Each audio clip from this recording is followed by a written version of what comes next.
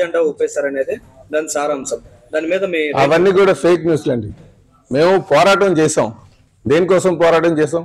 ఈ ప్లాంట్ ని public sector లో ఉంచాలి, వీలుంటే సేల్ లో కలపాలని చెప్పి. ఏదైతే ప్రైవేటైజేషన్ అన్నది ఎట్టి పరిస్థితుల్లో కూడా మేము ఉంటుండగా జరగదు, అలాంటివి లేవు, అవన్నీ ఫేక్ న్యూస్ అని చెప్పి చాలా గట్టిగా చెప్తాం. ఇది గట్టిగా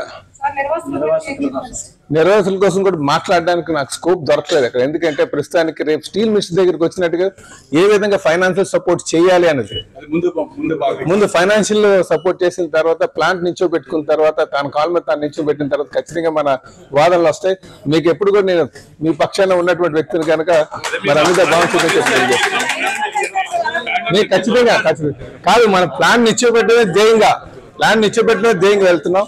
ఖచ్చితంగా ఫస్ట్ ప్రయారిటీ అంటే ఇది నించోబెట్టడం కూడా కార్మిక సోదరులు అలాగే ముఖ్యంగా నిర్వాసితులు ఉన్నారనే ఈ ఆవేదన అంతా కూడా ఈ సందర్భంగా తప్పనిసరిగా అందుకే నా మీద భరోసా పెట్టండి చెప్పి తెలియజేస్తాను. నమస్కారం. పచ్చ జెండా ఊపేశారనేది దాని సారాంశం. దాని మీద మీ అవన్నీ కూడా ఫేక్ న్యూస్లు అండి.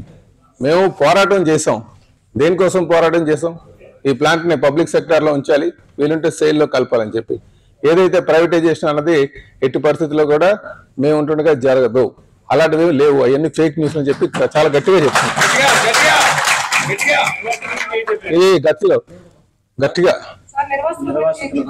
నిర్వాసుల కోసం కూడా మాట్లాడడానికి నాకు స్కోప్ దొరకలేదు అక్కడ. ఎందుకంటే ప్రస్తుతానికి రేపు స్టీల్ మిషన్ దగ్గరికి వచ్చినట్టుగా ఏ విధంగా ఫైనాన్షియల్ సపోర్ట్ చేయాలి అనేది ముందు ఫైనాన్షియల్ సపోర్ట్ చేసిన తర్వాత ప్లాంట్ నించో పెట్టుకున్న తర్వాత తన కాల్ మీద తాను నించో పెట్టిన తర్వాత ఖచ్చితంగా మన వాదనలు వస్తాయి.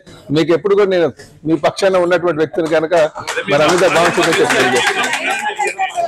మీకు ఖచ్చితంగా కాదు, మన ప్లాన్ నిశ్చయపెట్టడమే ధ్యేయంగా వెళ్తున్నాం. ఖచ్చితంగా ఫస్ట్ ప్రయారిటీ అంటే ఇది నించోబెట్టడం కూడా కార్మిక సోదరులు అలాగే ముఖ్యంగా నిర్వాసితులు ఉన్నారనే ఈ ఆవేదన అంతా కూడా ఈ సందర్భంగా తప్పనిసరిగా అందుకే నా మీద భరోసా పెట్టండి.